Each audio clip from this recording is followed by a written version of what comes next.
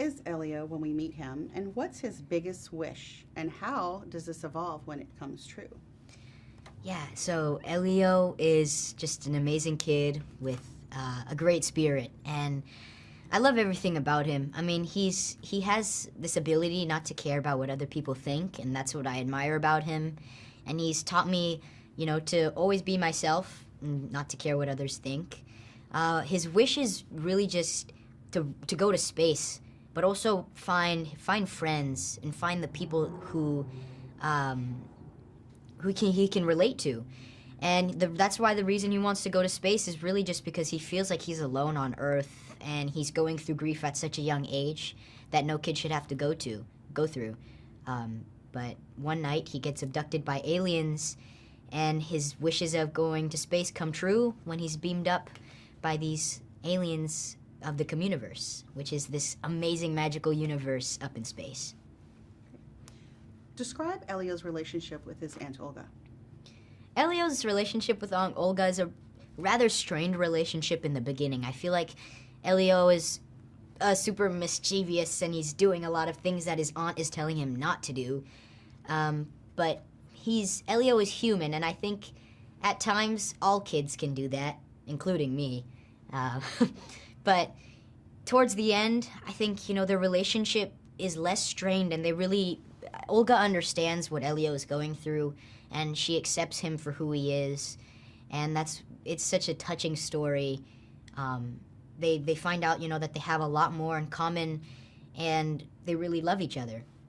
Set the stage for when Elio gets abducted by aliens, the spaceship, the lights, and how he reacts, which might be terrifying to other people. Yeah, I mean, the way the Pixar animators just thought about this world and created the ships, the aliens, the craziest thing to me. It's super inspiring. It wants to make me get better at just drawing, and even though I'm really bad at drawing, I don't know how they just think about it and just put it on the paper. It's so inspiring. But I mean, yeah, like Elio's ship, for example, it looks so simple, but then when you go on the inside, there's so much detail, and it's a lot deeper than just a ship, and it's a lot deeper than just an alien friend, In your words, describe how you think how Elio feels when he sees it when it starts happening. When what starts? When the abduction starts happening and the lights come and he's going into space. Yeah, so in this space, right before he's about to get abducted, I think he's about to get punched, because he's getting bullied by these two kids at his camp, and time freezes right when his hands are like this, and Elio's like, wow, well, this is strange. There's a big green light that flashes onto Elio. He slowly walks up. He's a little wary about it, but then all of a sudden he gets beamed up, and he's so excited. You hear it in his voice. And, when I was recording this, I really felt for Elio, and I just imagined myself, if I was getting beamed up by aliens, how cool would it be,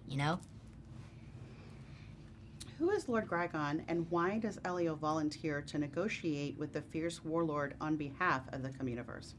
Yeah, so Lord Grigon is the dad of Glorden, Elio's best friend. He is this very scary warlord of his planet, Hylurg, which is also in space. And Ambassador Grigon wants to become an ambassador at the Communiverse, but the people of the Communiverse don't want him to be. They think, he's going to cause mass destruction, which he does. And he gets upset when the Communiverse declines his offer. So Grigon says he's going to destroy the Communiverse. So Elio decides that he wants to talk to Grigon, otherwise he's going to have to go back down to Earth. The Communiverse is going to just put him back down to Earth where he does not want to be. So he decides to